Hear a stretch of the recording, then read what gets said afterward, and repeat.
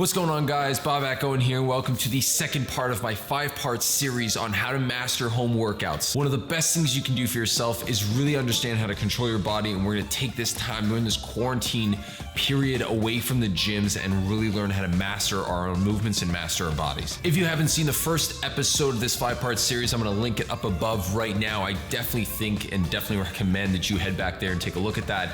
As today, before we even start this, you must remember that that is the precursor to this episode. If you haven't done that, go back there, take a look at it, because it's really important and it ties into what we're doing today. Does that mean that everything we did last week is basically done for? No, what we're gonna do is take some of that, master it, learn it, and bring it into this week's episode.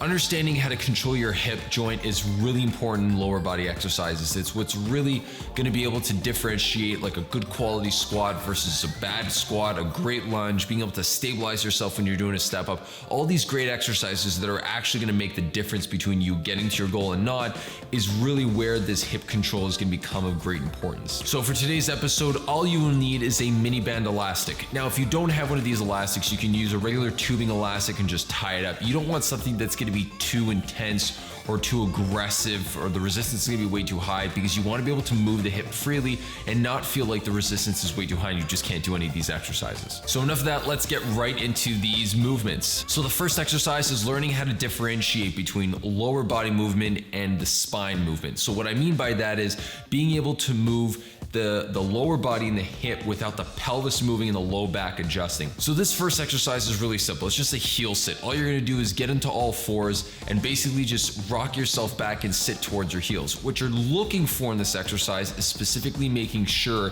that your spine doesn't change positions from start to finish of the exercise. To make sure your spine doesn't move, you wanna lock in your core like we did last week, where we learned how to contract that deep musculature in the core.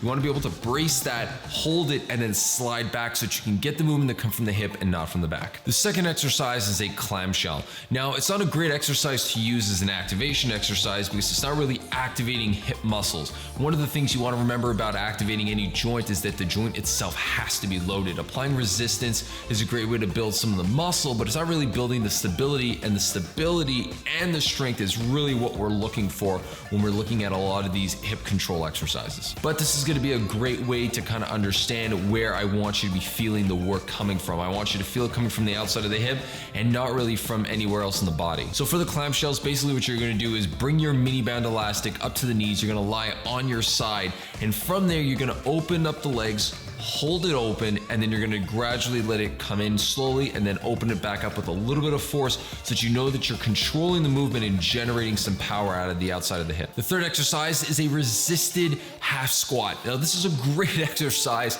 that I use with pretty much all of my athletes. It's one of the most basic, simple exercises you can do, but it really teaches you how to understand the difference between having a good arch support on your foot, which is relaying that information up to the hip. So what you're going to do is get that elastic up around your knees. You're going to get yourself into a nice, aggressive, athletic stance position. So I'm going to want all the pressure evenly distributed on my feet. I want a nice high arch support. I want my knees separated out to the side, and I'm going to slowly lower myself down into about a half squat position. From there, I'm going to hold that position for about 30 seconds. When I'm done holding that for 30 seconds, what I should be feeling is I should be feeling some work coming from the outside of the hip. If I'm not feeling it, what you're going to do is take your fingers and just start poking the outsides of your hip.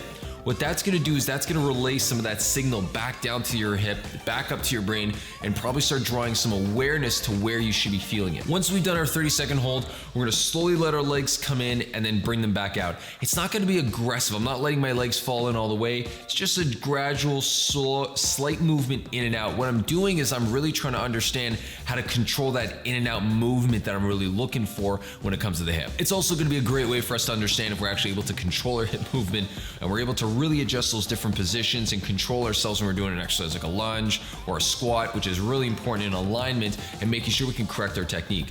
One of the hardest things to do, and I tell a lot of people this, I don't know why they don't understand this, is that if you have no control over the joint, you can't correct your posture, you can't correct your technique. If you don't have control over it, you can't correct it because you don't even know it's doing something wrong. Now, all these exercises that I showed you today, paired up with what we did last week as a warm-up leading up to this week's exercises right after, is a really great great way to get the core, the hips really activated and ready to go for your workout.